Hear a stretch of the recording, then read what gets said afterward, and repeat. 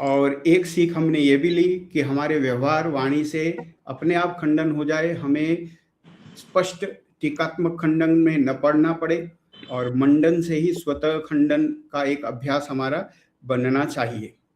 अब हम आपके समक्ष जो बात रखना चाहते हैं वो हमारा प्रयास ये है कि आर्य समाज के दूसरे नियम पर अगर गहरा विचार किया जाए अच्छे से अंदर उतर के, तो महर्षि ने परमपिता परमात्मा के विषय में जो कुछ लोग शब्दों को गिन के 20 कहते हैं और वैसे ठीक ठीक गिनती की जाए गुणों को गिन के तो 22 गुण बताए गए हैं।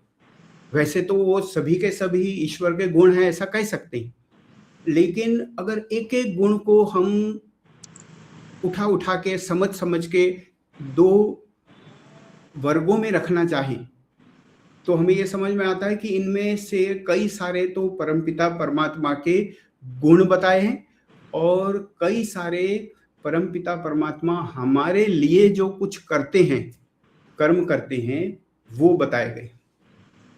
क्या ईश्वर भी कर्म करते हैं? ये तो कई आध्यात्मिक चर्चाओं में आता रहता है कि जी हाँ, ईश्वर भी कर्म करते हैं, लेकिन उनके कर्म आपके हमारे कर्मों जैसे नहीं होते कि भाई हमने कर्म किए और हमें फल मिलता है, हमने सकाम किए निष्काम किए कुछ पाने के लिए किए।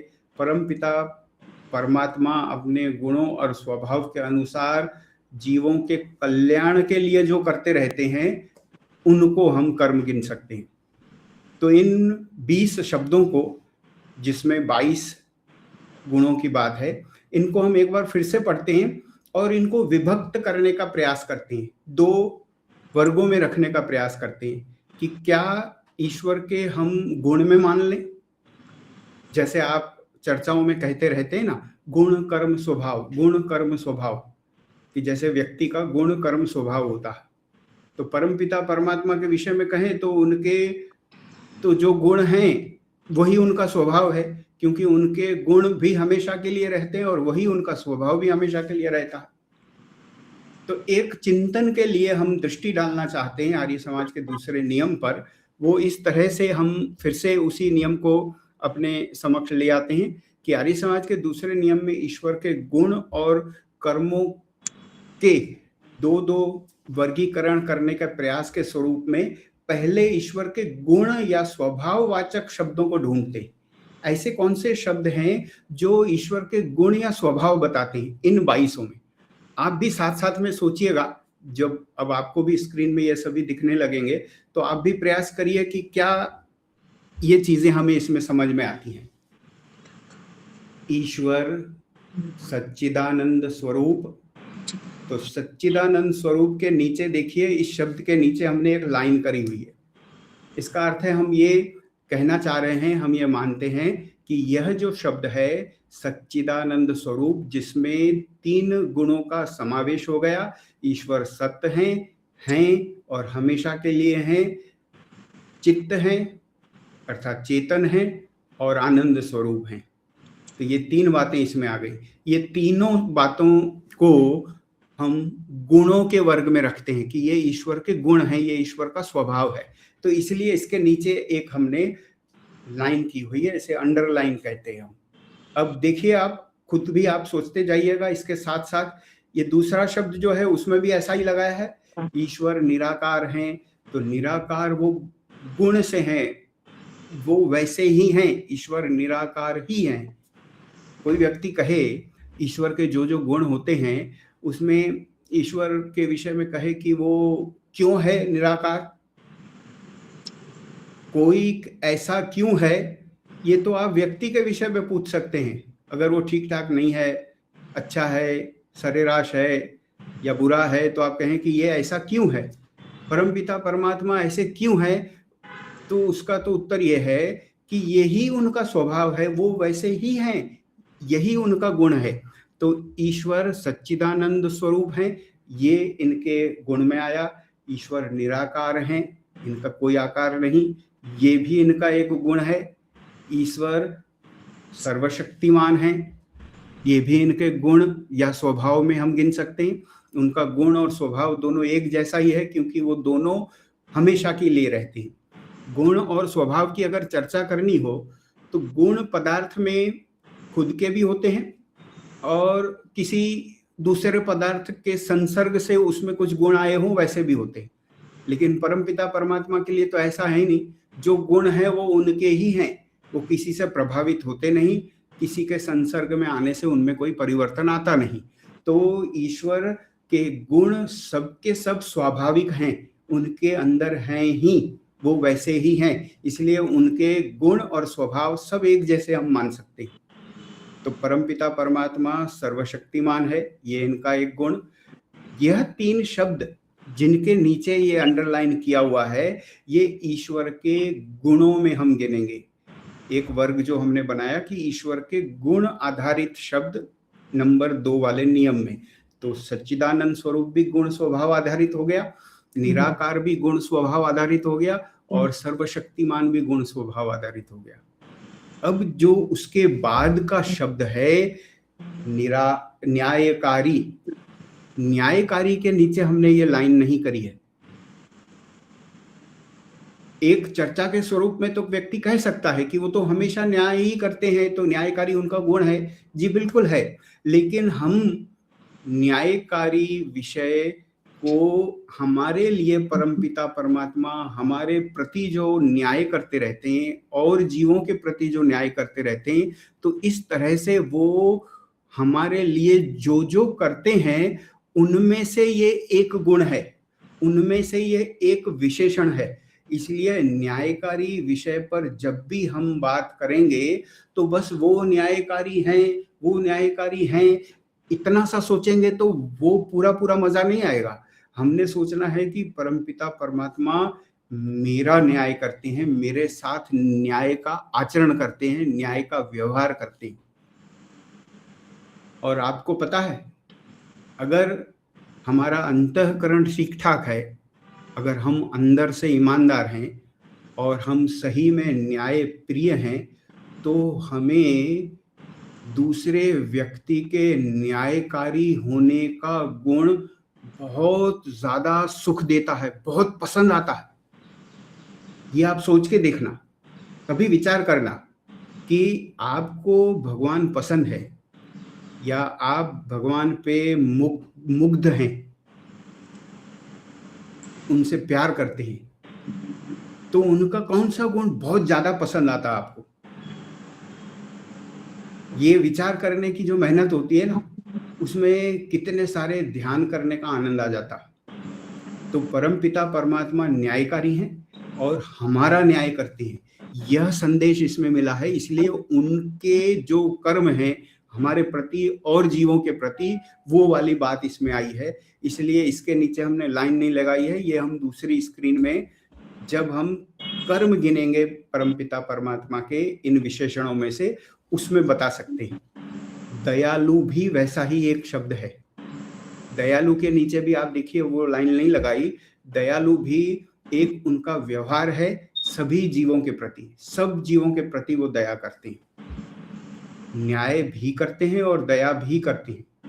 न्याय और दया एक साथ हो सकती है, ये आर्य समाज के आध्यात्म का बहुत लोकप्रिय प्रचलित प्रश्न है और बहुत सारे साहित्यों में, सत्संगों में इसका आपको जवाब मिलेगा।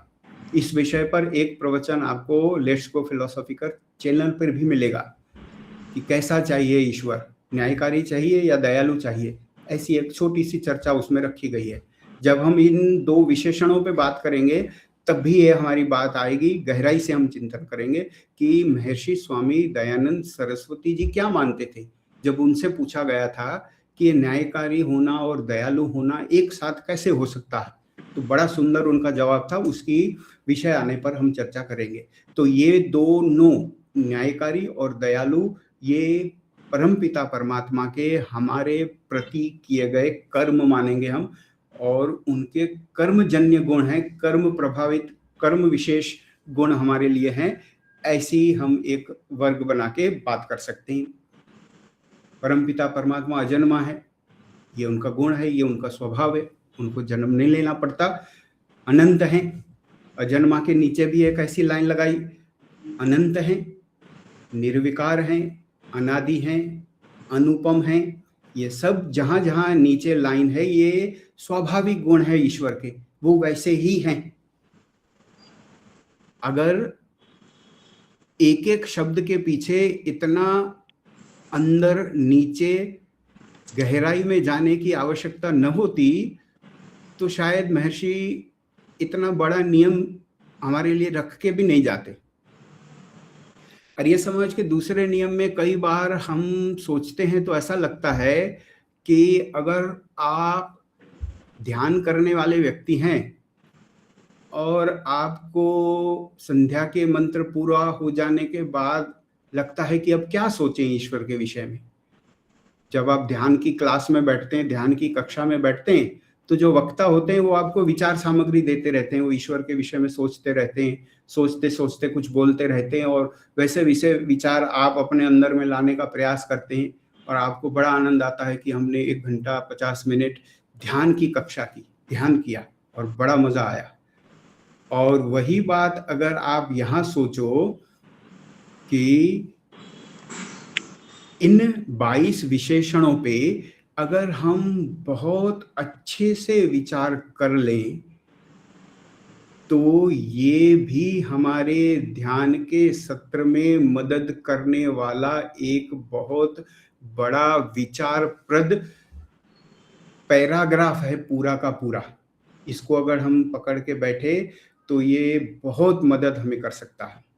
तो पता चला कि निर्विकार होना, अजन्मा होना, अनंत होना, निर्विकार होना, अनादि होना, अनुपम होना, सर्व होना, अनुपम तक ये जो है वो स्वाभाविक गुण है, इसलिए इनके नीचे लाइन लगाई हुई। सर्वाधार, सर्वाधार के विषय में क्या कहा जाए?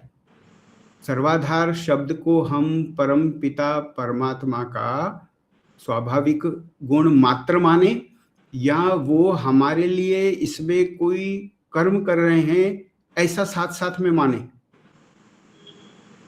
सोचने में आपको लगेगा वो आधार प्रदान करने का काम कर रहे हैं, सबका आधार है। जड़ जगत चेतन जगत दोनों जगतों का वो आधार है। अगर हम जिस भवन में अभी बैठे हैं, आप अपनी अपनी जगहों पर जिन भवनों में बैठे हैं, उन भवनों को कौन अभी उठाए हुए है, किस आधार पे वो हैं? तो पता चलेगा कि ये तो धरती के आधार पे हैं। तो अगर धरती के आधार पे हैं तो धरती को किसने आधार दिया है? सीधा जवाब मिला, परमपिता परमात्मा ने दिया है। और अगर धरती को ईश्वर ने आधार दिया हुआ है, वो आधार ईश्वर का न रहे, छोड़ दें भगवान, तो अब सब कुछ मिट्टी हो जाएगा, सब कुछ नीचे आके गिरेगा। तो जो कुछ आपको ऐसा लगता है कि दुनिया में ये तो होता ही रहता है, इसमें कौन सी बड़ी बात है, ये तो ऐसे ही होता है, विज्ञान का नियम है, तो विज्ञान के नियमों की रचना ईश्वर ने की है। नियम नंबर 1, सब सत्य विद्या और जो पदार्थ विद्या से जाने जाते हैं उनका आदि मूल परमेश्वर है। तो वो ज्ञान भी ईश्वर का है, वो विज्ञान भी पैदा ईश्वर ने किया है। तो सर्वाधार तो हैं।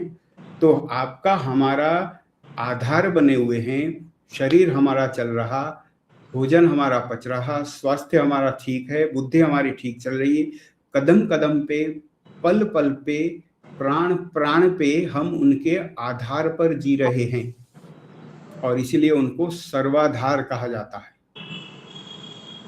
आगे हम कभी एक चर्चा करेंगे जब कुछ शब्दों के इसमें विशेषण समझने का प्रयास होगा कि हम ईश्वर को दाताओं का दाता, पिताओं का पिता, प्राणों का प्राण, सबका आधार कहते हैं, उसके पीछे क्या सोच होती है, क्या संदेश होता है।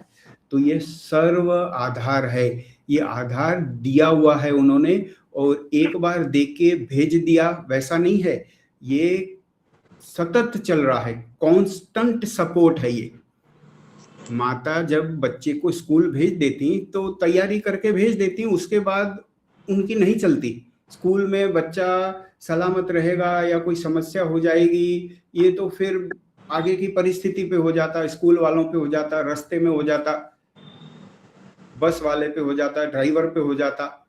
लेकिन ईश्वर जी ने हमें जो जो कुछ दिया हुआ है ये कांस्टेंट दिया हुआ है। वो अभी भी हमें, अभी जब हम बात कर रहे हैं, आप सुन रहे हैं, हम बोल रहे हैं, तो हमें आधार दिए हुए हैं वो, इस तरह से वो सर्वाधार हैं। इसलिए इसको भी ईश्वर के कर्मवाचक विशेषण में रखने का हमें समझ में आया, इसके नीचे लाइन नहीं लगाई है।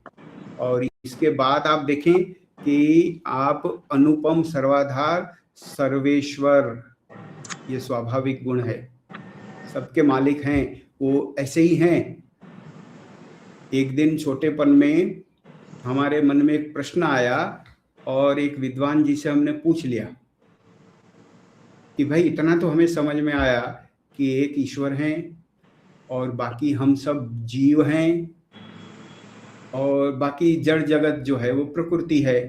ईश्वर ने प्रकृति में से दुनिया बनाई, कारण रूप जगत में से कार्य रूप सृष्टि बनाई जो आपको हमको दिखती है। लेकिन हमारे मन में जो उस समय बात चल रही थी वो हमने उन विद्वान जी से पूछ ली कि मैं जीवात्मा क्यों हूं? हूं तो हूं, मैंने स्वीकार किया है, लेकिन इसका क्या कारण है कि मैं जीवात्मा हूं? ऐसे प्रश्न भी आने चाहिए।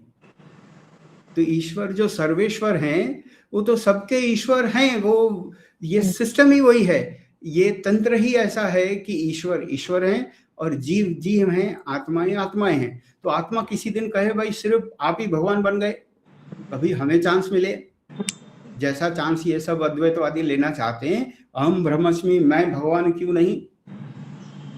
आज से 25 साल पहले एक आर्य समाज में हम एक प्रवचन करके उतरे मंच से, तो एक व्यक्ति आके हमारे सामने आया, मिला, एक बड़ी सी पुस्तक उसके हाथ में थी और बड़ा अच्छे से नमस्ते किया, बोले पूरा 1 घंटे का उसने सत्र समाज का बैठ के अच्छे से सुना था, फिर पुस्तक बताई।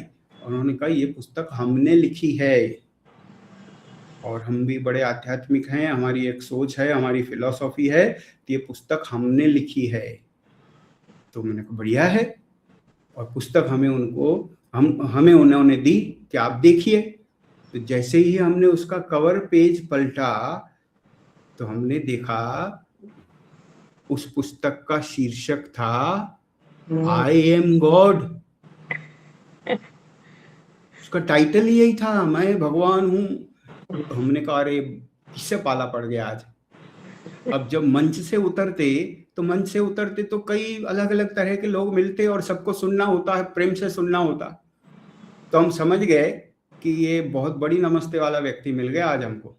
तो वो व्यक्ति उसके बाद एक विजिटिंग कार्ड निकालता है और विजिटिंग कार्ड हमें देता है कि आप हमें मिल सकते हैं, बात कर सकते हैं, मैं ये मत चलाता हूँ, संस्था चलाता हूँ और ये पुस्तक मैंने लिखी है, आई एम गॉड। तो बचपन में किसी बच्चे का मन में जवाब आया कि मैं जीव क्यों? तो मैं जीवी हूं, वैसे ही है। ये क्यों वाली बात तो जब कोई चीज बनती है उसके लिए आती है, आप और हम तो बने नहीं, सर्वदा वैसे ही चक्कर चलता रहा है, सिर्फ शरीर बदलते रहते हैं, प्रलय में शून्य पड़े रहते, फिर सृष्टि बनती, फिर शरीर मिलता, कभी योग्यता बनती तो मोक्ष में जाए आते और करोड़ों साल बाद वापस आके फिर शरीर बनता, फिर शरीर में प्रवेश होता और फिर चक्कर चलता। तो ये जीव तो है, उसका साइकिल यही है, जीव जीवी है, ईश्वर ईश्वरी हैं। तो वो सर्वेश्वर तो उनके स्वभाव से ही हैं, उन्होंने कोई बड़ी मेहनत करके कोई स्पर्धा जीत के सर्वेश्वर बने हैं ऐसा नहीं है, किसी 2-4 भगवानों से लड़के मार के सर्वेश्वर बने हैं ऐसा नहीं है, जैसा कथाओं में दिखा जाता है, वो तो सर्वेश्वर हैं। तो ये भी गुणवाचक विशेषण है, इसलिए इसके नीचे भी हमने एक लाइन लगाई है। फिर सर्वव्यापक, ये भी वो सर्वव्यापक हैं, स्वभाव से ही वैसे हैं, गुण से ही वैसे हैं, इसलिए इसके नीचे एक लाइन है। और फिर आप देखिए सर्व अंतर्यामी, यह भी इसी तरह से उनका स्वभाव है, वो हर जगह रहते हैं। किसी बड़े से प्लॉट में कोई व्यक्ति हर जगह घूमता रहे तो एक कोने में होगा, दूसरे कोने में नहीं होगा, और दूसरा प्लॉट खरीदेगा तो एक दिन एक में जाएगा, एक दिन दूसरे में जाएगा। इनका तो ऐसा है, ये तो फैले ही हुए हैं, उनका स्वरूप ही ऐसा है कि ये सर्वव्यापक हैं। सर्वव्यापक होने के लिए उनको कोई चेष्टा नहीं करनी पड़ती, उनको कोई प्रयास नहीं करना पड़ता, वो तो वैसे ही हैं।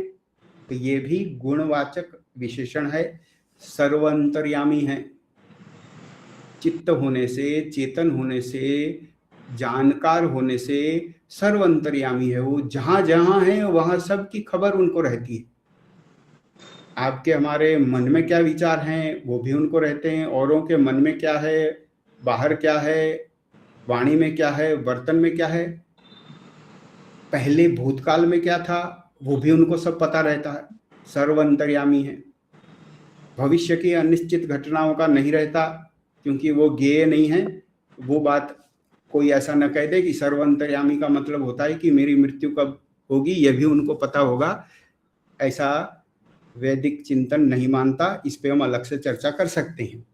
और साथ में कहा कि परमपिता परमात्मा अजर हैं, अमर हैं, ये भी वो वैसे ही हैं, ये इनके स्वाभाविक गुण हैं। आयु इनकी होती नहीं, जरा से ये मुक्त हैं, अजर हैं, अमर हैं, जीते मरते नहीं, शरीर धारण नहीं करते, अमर हैं, अभय है, कोई है नहीं उनको डराने वाला।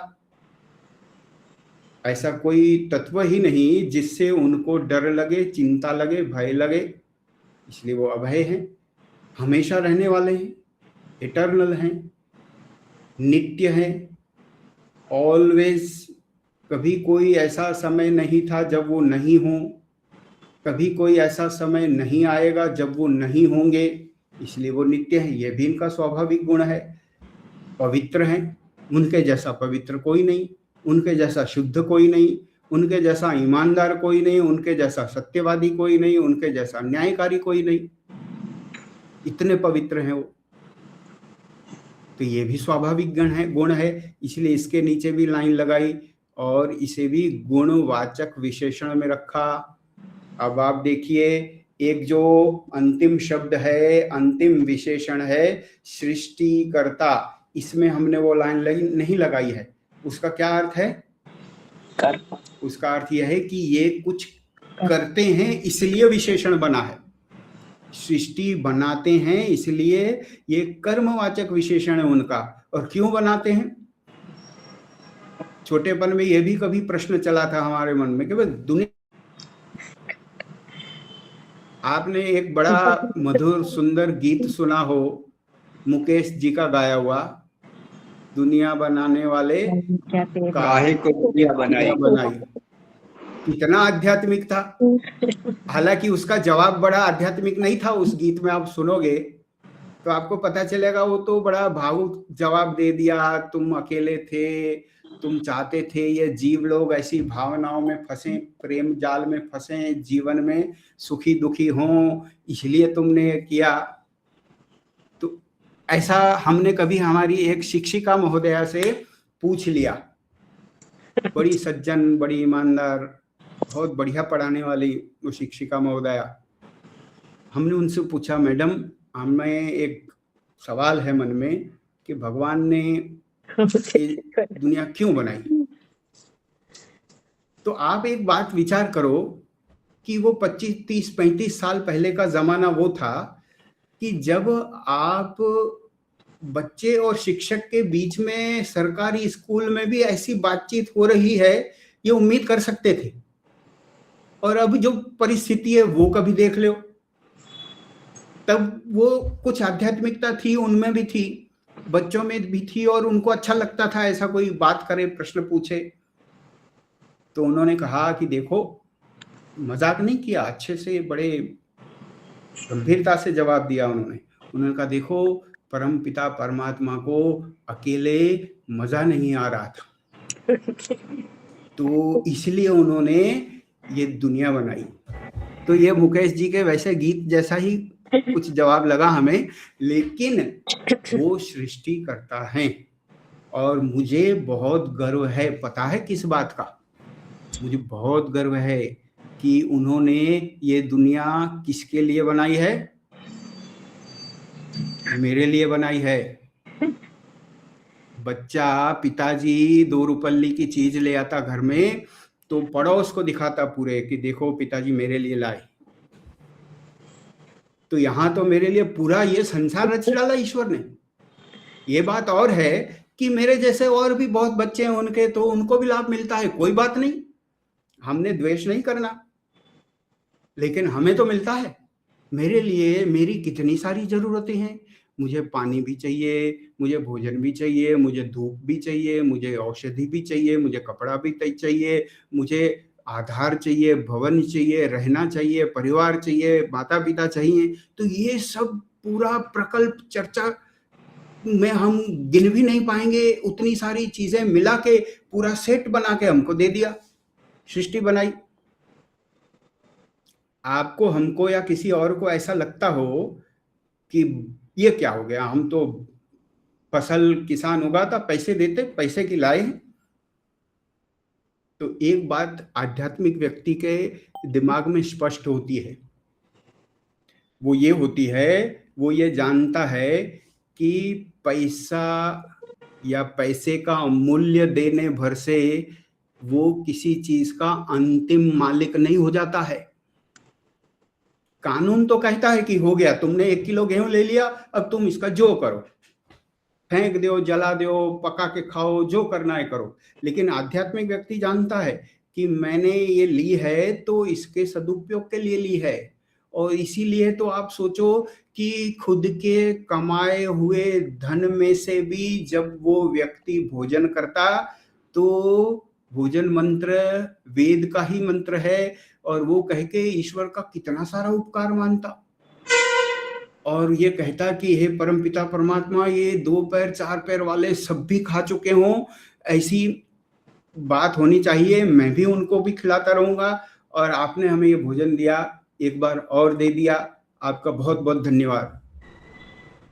खुद के खरीदे हुए अन्न का भोजन करते समय भी वो ऐसी प्रार्थना करता।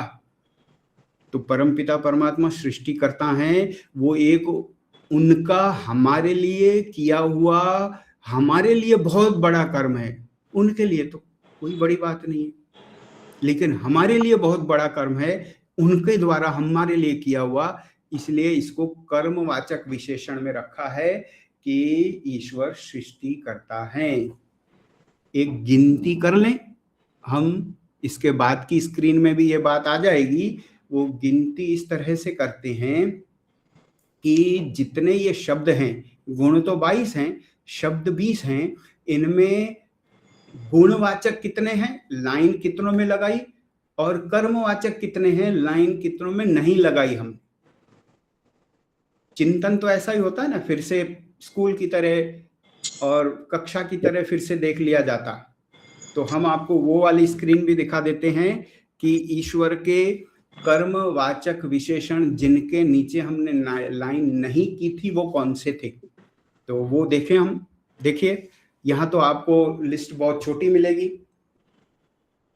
यहाँ आपको सिर्फ उन शब्दों के नीचे लाइन मिलेगी जो कर्मवाचक विशेषण है, बाकी गुणवाचक सब छोड़ दिए। तो कितने मिले हमारी दृष्टि से, सोच से? 4 मिले। 4 न्यायकारी, वो हमारे लिए बड़ा काम कर रहे हैं, न्यायकारी। दयालु, हम पर दया कर रहे हैं, ये उनके तरफ से हमारे लिए किया हुआ एक विशेष काम, हमें आधार दिए हुए हैं, इसलिए सर्वाधार हैं, और हमारे लिए दुनिया बनाई है, वो सृष्टि करता है। तो ये शब्द भी जो है वो भी एक उनका हमारे लिए किया हुआ विशेष कर्म है। तो ये एक दृष्टि आप सोच सकते हैं आर्य समाज के दूसरे नियम के चिंतन में, कि कुछ तो गुण बता दिए ऋषि ने और कुछ ईश्वर के कर्म भी बता दिए। जब आप ध्यान करने, विचार करने, सत्संग करने, किसी के साथ संवाद करने बैठते हैं, तब आपको इतनी सारी सामग्री चिंतन के लिए, बोलने के लिए, जवाब देने के लिए चाहिए होती है, और इस तरह का चिंतन होगा तब आप टिक पाएंगे, तब आपके पास बहुत सामग्री होगी, और आपका ईश्वर प्रेम इतना गाढ़ होगा कि कहते तो सब हैं कि ईश्वर न्यायकारी है, मानते कितने हैं और उनके फैन कितने हैं, उनके चाहक कितने हैं न्यायकारी गुण के कारण, ये तो आपको ढूंढने पड़ेंगे लोग। ये हम जब न्यायकारी गुण पे बात करेंगे तब उसकी और चर्चा विशेष आएगी। तो एक दृष्टि हमने ये प्रस्तुत की एक निवेदन के स्वरूप में आपके समक्ष, कि इन 22 गुणों को हम इस तरह से अलग अलग कर सकते हैं, जिनमें सिर्फ 4 हमें कर्मवाचक मिले और बाकी 18 जो हैं वो स्वाभाविक गुण मिले उनके, वो वैसे ही हैं। इस तरह से एक और दृष्टि हम आपके सामने रखना चाहते हैं, जो आज की चर्चा में हम संपूर्ण हो सके ऐसा प्रयास करेंगे, ताकि हम आगे के सत्रों में एक एक गुण की बात कर सकें। वो दृष्टि ये है कि समाज का दूसरा नियम जो है, ये आपने कभी सोचा, जो हमने थोड़ी देर पहले कहा भी आपको, कि ये उपासना में सहायक वाक्य है। नियम तो है, वो घोषणा तो कर ली, सिद्धांत तो बता दिया इस नियम ने आर्य समाज का, लेकिन ये साथ साथ में उपासना में सहायक है। आप ध्यान करने बैठे तो दूसरे नियम को पकड़ लो तो आप कई दिनों तक इस पे जी सकते हो, कई बार जी सकते हो। तो वो जो उपासना में सहायक हैं, उस बात को अगर देखा जाए तो ऋषि ने एक यह चर्चा स्वमंतव्य अमंतव्य प्रकाश में रखी है।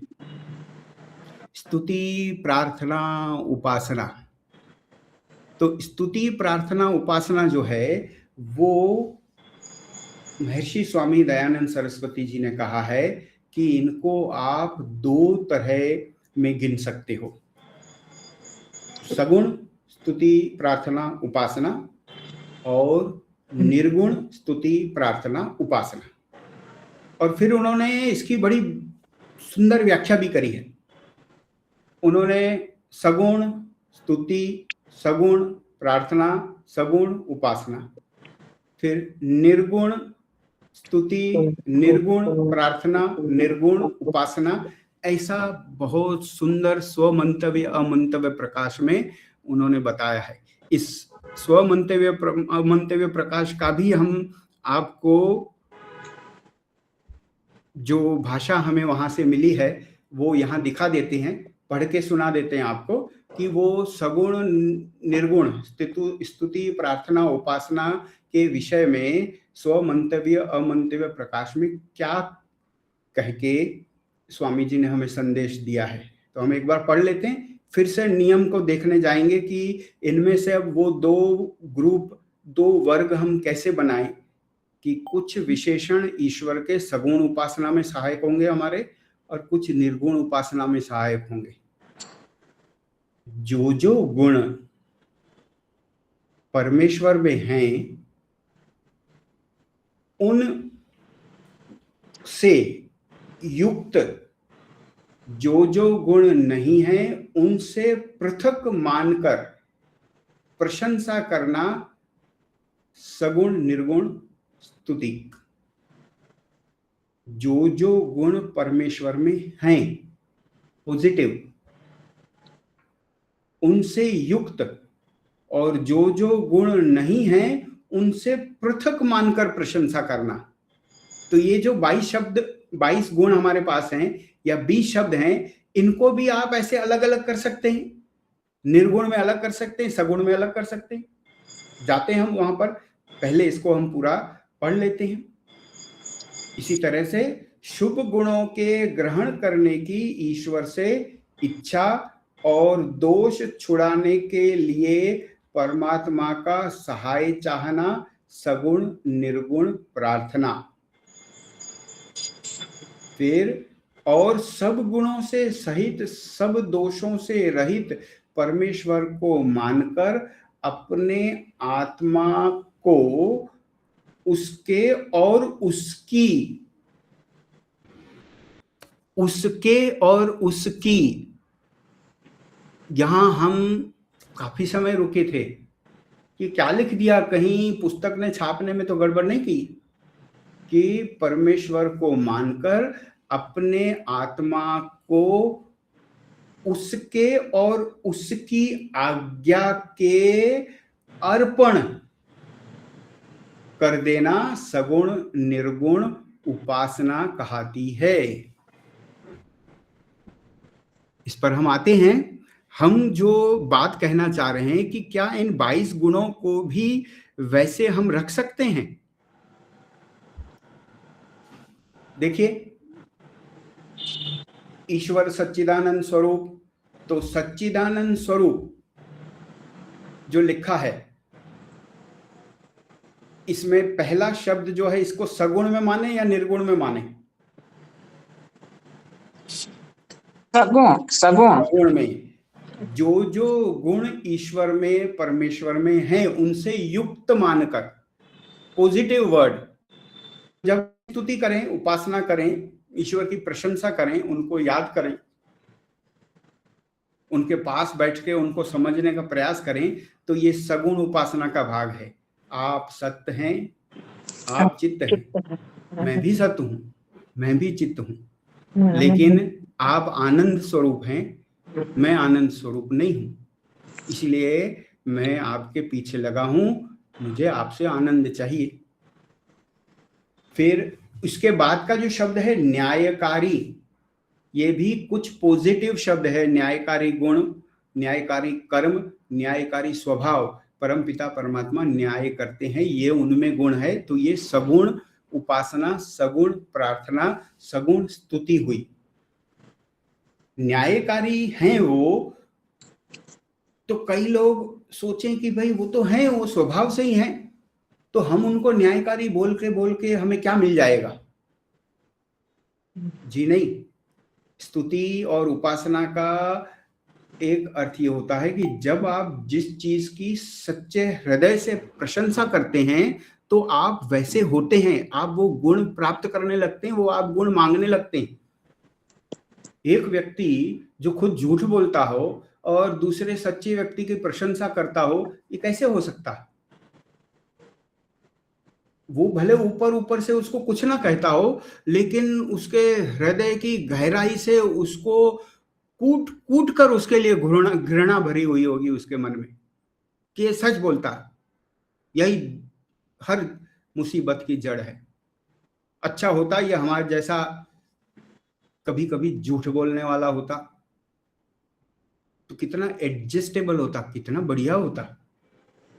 तो जो व्यक्ति दूसरे व्यक्ति में जिस गुण की हृदय से स्तुति करता है, प्रशंसा करता है, वो गुण उसमें भी आता है, और अगर वो गुण उसमें नहीं है तो वो प्रशंसा वो कर ही नहीं सकता।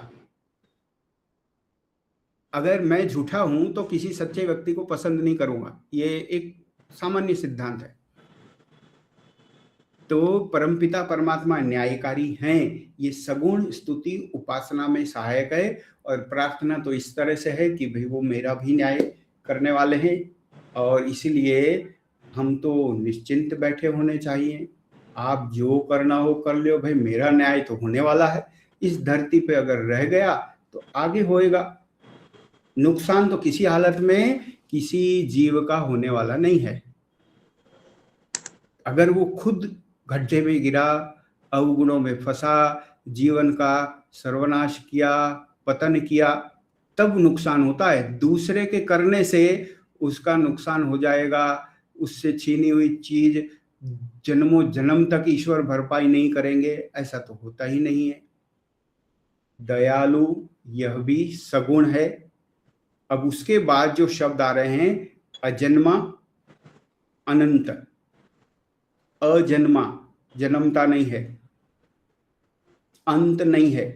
तो जो जो चीजें ईश्वर में नहीं है, ना ना ना, नेगेटिव वर्ड हो, नॉन एग्जिस्टिंग की बात हो, लैकिंग की बात हो, एक्सेप्ट, सिवाय, नॉट देयर, ऐसी बात हो, तो उसे निर्गुण स्तुति प्रार्थना उपासना में सहायक मानेंगे। तो अजन्मा, अनंत, निर्विकार, अनादि, अनुपम, ये सब ना वाले शब्द हैं। आपकी उपमा नहीं, आप में कोई विकार नहीं, आपका आदि नहीं, आपका अंत नहीं, आप जन्म नहीं लेते। तो ये नो वाले वर्ड हो गए। तो ये निर्गुण स्तुति उपासना में, स्तुति प्रार्थना उपासना में सहायक होंगे। फिर से पॉजिटिव शब्द आए, सर्वाधार, सर्वेश्वर, सर्वव्यापक, सर्वंतर्यामी। ये सब ईश्वर के हाँ वाले गुण हैं, है वाले गुण हैं, इसलिए ये सगुण स्तुति प्रार्थना उपासना में सहायक करेंगे। फिर से आप देखिए, जरा नहीं है, मरते नहीं, अमर, अभय, भय नहीं। तो ये निर्गुण स्तुति प्रार्थना उपासना के शब्द हैं। नित्य हैं, पवित्र हैं, सृष्टिकर्ता हैं, ये फिर से सगुण स्तुति प्रार्थना उपासना के शब्द हो गए। तो सगुण, निर्गुण, स्तुति, प्रार्थना, उपासना के ये अर्थ हैं।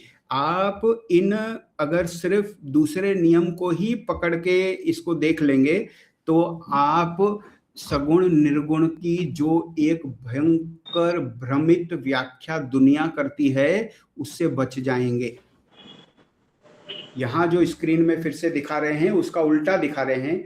जो जो निर्गुण वाले शब्द हैं उसके नीचे हमने इस तरह से लाइन की हुई है। निराकार, निराकार नहीं है, अजन्मा, अनंत, निर्विकार, अनादि, अनुपम, और उसके बाद अजर, अमर, अभय। जो वहां हमने लाइन नहीं की थी इसके नीचे, इस स्क्रीन में वो की है, ये निर्गुण उपासना की है। दुनिया सगुण निर्गुण की बड़ी भयंकर उल जुलूल उलट पलट व्याख्या करती है, उससे बचना है। भला हो महर्षि जी का कि ये शब्द उन्होंने स्पष्ट किया अपने साहित्य में, तो हम इस भ्रांति से भी बचे कि सगुण निर्गुण का सही अर्थ हमें पता चल गया। नहीं तो लोग कहते सगुण मीन साकार मान के ईश्वर को मानो तो सगुण हो गया, निराकार मान के मानो तो निर्गुण हो गया। दो विरुद्ध बातें भी ईश्वर में मान ले तो ऐसे भी पूजा कर लियो, वैसे भी पूजा कर लियो। ये चक्कर लग जाता हमारे पीछे अगर ये सगुण निर्गुण का सही अर्थ हम न पकड़ते तो आर्य समाज का ये दूसरा नियम हमें इस तरह से उपासना में भी सहायक है, भक्ति में भी सहायक है, ध्यान में भी सहायक है। तो यह जो बात हम दूसरी वाली आपके समक्ष रखना चाह रहे हैं, निवेदन कर रहे हैं कि भले ये कोई मंत्र नहीं है, लेकिन एक मंत्र जितनी शक्ति रखने वाला वाक्य है, एक संकलन किया हुआ वाक्य है कि इतने सारे विशेष परमपिता परमात्मा के गुण हमें एक जगह इकट्ठा करके कंपाइल होके एक एनसाइक्लोपीडिया की तरह रेडीमेड दे दिए गए कि ईश्वर के गुणों की चर्चा करनी है तो ये रही बात। आर्य समाज का दूसरा नियम, हमने कभी अपने बचपन के काल में हमारे पिताजी से पूछा था कि महर्षि ने आर्य समाज क्यों बनाई, तो उन्होंने एक वाक्य में जवाब दिया था, आर्य समाज क्यों बनाई, क्या हेतु है आर्य समाज का, तो एक वाक्य में जवाब आया था, ईश्वर के सही स्वरूप को सृष्टि के संसार के सामने रखने के लिए। परम पिता परमात्मा की सही जानकारी अगर आपके छोटे मोटे प्रयत्न से किसी को आपने दे दी तो आपने बहुत बड़ा लॉटरी जैसा काम कर दिया उस व्यक्ति के लिए, और खुद के लिए तो बहुत बड़ा काम कर ही दिया। अगर आप भगवान समझा दें किसी को, एक तो जो मानता नहीं उसे मनवा दें, और जो ठीक ठीक मानता समझता नहीं उसे समझा दें, तो ये एक जान बचाने के जैसा बड़ा काम है। इतना बड़ा अनमोल कर्म है ये। तो महर्षि जी ने ये जो मटेरियल हमें दिया ईश्वर के विषय में, आर्य समाज के 10 नियमों में देखते हैं तो कितने सारे नियमों में परम पिता परमात्मा की, सत्य की, वेद की, विद्या की बात आती है। तो दूसरा नियम पूरा का पूरा ईश्वर के विषय में है, पहला नियम भी पूरा का पूरा ईश्वर के विषय में है, तीसरा नियम वेदों के विद्या सत्य होने के विषय में है। तो पहले और दूसरे नियम में भगवान का पूरा स्वरूप खोल के रख दिया ऋषि ने, ऐसा आप और हम कह सकते हैं। तो जो आर्य समाज के बनाने के हेतु की बात है कि क्यों बनाई, तो पहले 2 सिद्धांत तो सीधे सीधे कह रहे हैं, भैया ये हमारा काम है, हमने इसके लिए बनाई है। तो आप और हम अगर ऋषि भक्त हैं, महर्षि स्वामी दयानंद सरस्वती जी के फैन हैं, उनके चाहक हैं, उनके अनुयायी हैं, तो आपका हमारा भी मुख्य काम ये होना चाहिए कि मैं समझूं भगवान को अच्छी तरह से, पक्का, स्पष्ट, भ्रम रहित, संशय रहित, और फिर वैसा का वैसा जो जो समझने को तैयार हों, योग्यता रखते हों, तो उनको समझाऊं। आर्य समाज के हेतु ये नहीं कि एक बहुत बड़ी बिल्डिंग बन गई और वहां बहुत सारी शादियां होती हैं। शादियों का हॉल बनाने के लिए समाज ऋषि ने नहीं बनाई थी। ईश्वर का वेद का प्रचार हो, वेदों का ज्ञान फिर से पुनर्जीवित हो, इसलिए बनाई थी। तो ये है सच्चा हेतु। आर्य समाज के नियम ये आर्य समाज के संविधान के बराबर हैं, और उस आर्य समाज के संविधान में ये जो दूसरा नियम है ये बहुत बड़ा स्तंभ है, और इतना बड़ा स्तंभ है कि ये एक अपने आप में पूरा शास्त्र है, ऐसा हम कह सकते हैं। तो हम यह आपके समक्ष कुल 3 दृष्टियां रखने के लिए आर्य समाज के दूसरे नियम के विषय में इन 2 प्रवचनों में हमने प्रयत्न किया कि पहले तो हमने आर्य समाज के दूसरे नियम के हेतु देखे कि ऋषि ने क्या क्या सिद्ध किया मान्यताओं से। फिर हमने दूसरी चर्चा जो आज की, तो आर्य समाज के नियमों के आधार पे हमने ईश्वर के विशेषणों को गुणवाचक और कर्मवाचक विशेषण ऐसे वर्गीकरण किया, ताकि हमारे चिंतन में और वो बार बार आए शब्द विशेषण और हम गहराई से उनका ज्ञान प्राप्त करें। और सगुण निर्गुण उपासना में किस तरह से आर्य समाज के दूसरे नियम का बहुत बढ़िया स्वतः उदाहरण हम दे सकते हैं, वो एक बात हमने समझी। और इस द्वारा हमने सगुण निर्गुण उपासना क्या होती है यह भी चर्चा उसके साथ साथ हमने कर ली। तो इन निवेदनों के साथ इन 3 दृष्टियों को आपके समक्ष रख के हम चाहेंगे कि आप इस पे और आगे चिंतन मनन करिएगा, चर्चा करिएगा।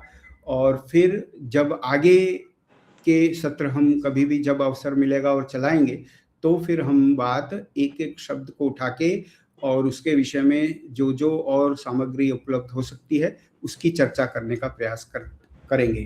तो इसी निवेदन के साथ मैं अपनी वाणी को विराम देता हूँ। धन्यवाद। ओम शांति। बहुत बहुत आभार। बहुत बहुत धन्यवाद, बहुत अच्छा, बहुत बहुत धन्यवाद। धन्यवाद। धन्यवाद। बहुत ही बढ़िया। तो आप पाठ करवाइए।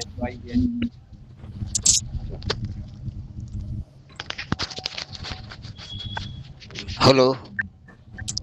हाँ जी बोलिए सुनाई देता है।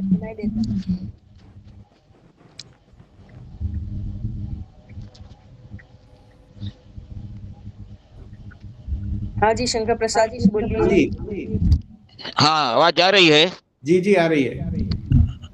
बहुत बहुत धन्यवाद। बहुत अच्छी बातें मिली। कक्षा का समापन शांत पाठ और जगह से। ओम ध्यो शांति अंतरिक्षम शांति पृथ्वी शांतिरापः शांतिरोषधयः शांतिर्वनस्पतयः शांतिर्विश्वे देवा शांतिर्ब्रह्म शांतिः सर्वं शांतिः शांतिरेव शांति सामा शांतिरेधि। ओम शांति शांति शांति। जय घोष। जो बोले सो अभय।